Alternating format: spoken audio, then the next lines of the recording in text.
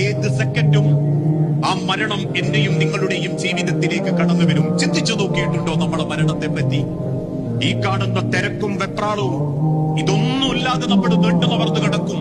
വീട്ടിന്റെ സിറ്റ് ഔട്ടിലോ വീട്ടിന്റെ ഡൈനിങ് ഹാളിലോ.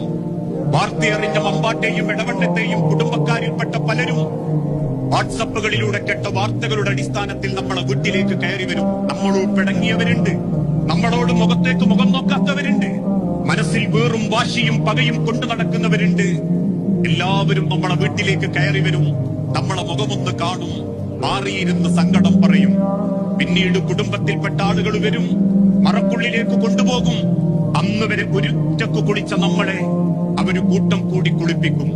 അവസാനം ഒരു പുതുമണവാളനെ പോലെ മണവാട്ടിയെ പോലെ വെള്ളത്തുണിയിൽ പൊതിഞ്ഞ് പള്ളിയുടെ ഒന്നാമത്തെ സെഫിൽ കൊണ്ടുവച്ച് മക്കളാൽ ഒരു മയ്യത്ത് നമസ്കാരം നിർവഹിച്ച് വീണ്ടും കൊയ്ക്കപ്പെട്ട 6 അടി മണ്ണിലെ പള്ളിക്കാട്ടിലെ കള്ളിച്ചെടിക്കരിയിലുള്ള 6 അടി മണ്ണിന്റെ അരികിലേക്ക് എത്തും.